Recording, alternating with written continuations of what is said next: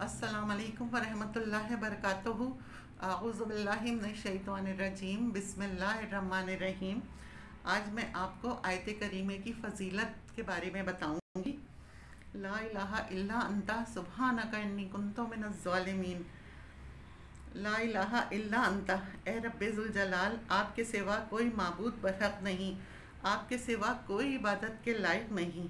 सुब्हानका, आप हर तरह की कमज़ोरी, हर तरह के नुक्स, हर तरह के ऐब से पाक हैं। इन्नी कुन्तु मिनज़्ज़ालिमीन, और मैं तो ज़ालिमों उसमें से हूँ। तो जुल्म से बचें, कैसे बचें? इसका तरीक़ा ये है, सबसे पहले अल्लाह की बड़ाई और उसके ज़िक्र को बयान करें, उसकी पाकी को बयान करें।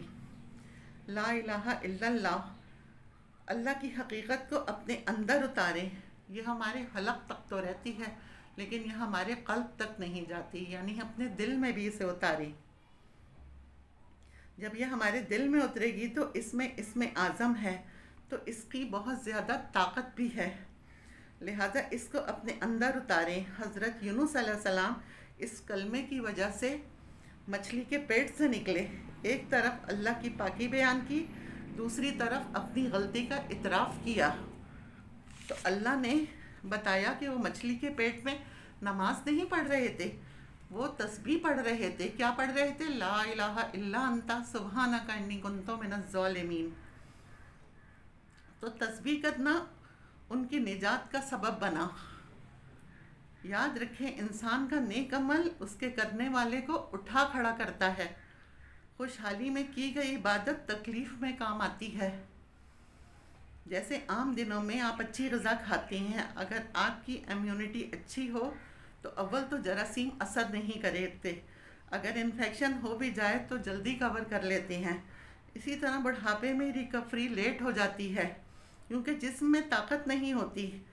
तो यूनुस अलैहिस्सलाम पहले भी नेक काम करते थे, तो बीच में थोड़ी सी उनसे गलती हो गई थी, और जब मछली के पेट में गए तो अपनी गलती का उन्होंने इतराफ़ किया, तो अल्लाह ताला ने उनकी सुन ली। नेक अमाल जो हैं वो इंसान की मुसीबतों को दूर करने का ज़रिया भी होती हैं। याद करें उन 3 आदमियों का क़ुस्सा कि एक सफ़र पर जा रहे थे, रास्ते में बारिश हो गई, उन्होंने एक गार में पनाह ली।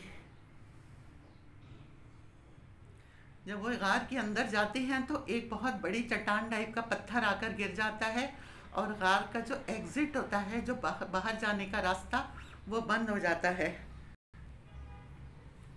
तीनों बहुत ज़ोर लगाते हैं उसको कि वो किसी तरह हटे, मगर वो अपनी जगह से नहीं हिलता। अब उनकी मत यकीनी थी, तीनों ने दुआ करनी शुरू करते हैं। वो अपने अपने दोनों ने नेक काम किए होते हैं, उनको वसीला बनाकर, अल्लाह मैंने ये नेक काम किया था, इसकी वजह से मेरी ये मुश्किल आसान कर दे। इस तरह जब आप पर कोई परेशानी आए तो एक तरफ तस्बीहात, दूसरी तरफ सदका खैरात और साथ दुआ। तो जब इन्होंने दुआ की तो चट्टान हटा दी गई। तो नेक अमाल दुनिया में भी बड़ी बड़ी चट्टानों को हटाने का ज़रिया बन जाते हैं। इसके बेनिफिट्स हैं, जुम्मे के दिन जुम्मे की नमाज से फ़ारिग होकर, यानी नमाज ख़त्म हो गई तो उसी जगह खड़े बैठे रहें, जहाँ नमाज पर उठे नहीं वहाँ से। आगे पीछे दुरूद शरीफ पढ़ें 11-11 मरतबा, और 313 मरतबा आयत करीमा पढ़ें। जिस मकसद के लिए पढ़ेंगे आप, वो मकसद पूरा होगा इंशाअल्लाह, मुश्किल आसान हो जाएगी। हम अल्लाह से ये दरख्वास्त करते हैं कि या रब, हम इतनी तेरी पाकी बयान करना चाहते हैं जिससे तेरी रज़ामंदी हासिल हो जाए, तू खुश हो जाए। सुब्हानल्लाह व बिहम्दिही अदद खल्क़िही व रिदा नफ्सिही व ज़ीनत अर्शिही व मिदाद कलिमातिही। सुभान अल्लाह, पाक है अल्लाह, व बिहम्दिही, और साथ उसकी तारीफ़ के, यानी अल्लाह की पाकी बयान करता हूँ उसकी तारीफ़ के साथ। कितनी? अददा, यानी तादाद, गिनती। खल्क़िही, उसकी मखलूक़ के बराबर, यानी जितनी उसकी मखलूक़ की तादाद है, मैं उसके बराबर उसकी तारीफ़ बयान करता हूँ। हम तस्बीह पढ़ते हैं, एक तस्बीह पढ़ लेते हैं, दूसरी तस्बीह पढ़ लेते हैं, अगर ज़्यादा भी पढ़ देते हैं तो 500 पढ़ लेंगे, 1000 पढ़ लेंगे। ये कितनी तारीफ बयान हो रही है उसकी, मखलूक के बराबर, अनगिनत, जो शुमार ही नहीं हो सकती। अदद खल्क ही, यानी इतनी वरेदा नफ्स ही, अल्लाह की ज़ात की रज़ा के मुताबिक, यानी इतनी तस्बीह और इतनी हम जिससे वो राज़ी हो जाए, मेरा रब राज़ी हो जाए मुझसे। वज़ीनत अर्श ही, और उसके अर्श के वज़न के मुताबिक। हमें कुछ नहीं मालूम उसका अर्श कितना है, क्या है। इमाम मालिक रहमतुल्लाह अलैह ने कहा था कि इसके बारे में सवाल ना किया जाए, सवाल करना भी बिदअत है। हमें नहीं मालूम वो क्या है, बस पता है कि वो है, बस ये पता है कि वो अर्श है। व मिदादा कलेमाती, लिखने के लिए जितनी स्याही दरकार है इतनी, यानी ये सारे समंदर स्याही बन जाएं और रब की बातें लिखने लगें इससे पहले कि रब की बातें ख़त्म हो, समंदर का ख़त्म हो जाएगा।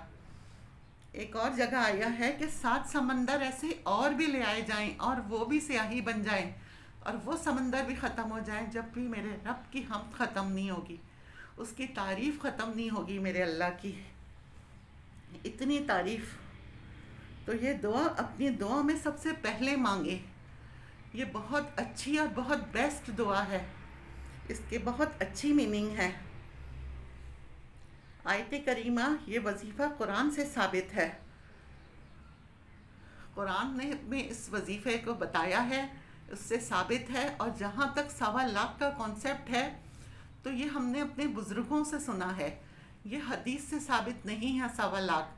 ये अगर ये है कि 1.25 लाख की तादाद बहुत ज़्यादा कसीर होती है और 1.25 लाख अगर एक ही नशिस्त में पढ़ रहे हैं, कोई बड़ी परेशानी है, जैसे किसी को ज़बरदस्ती अरेस्ट कर लिया है, एक मैं मिसाल दे रही हूँ, किसी को ज़बरदस्ती अरेस्ट कर लिया है, या तो उसके लिए अगर एक ही नशिस्त में 1.25 लाख मरतबा पढ़ रहे हैं हम, तो इसके लिए फिर ये है कि 100 मरतबा शुरू में दुरूद पाक पढ़ा जाए और 100 मरतबा आखिर में छोटा दुरूद पाक पढ़ लें।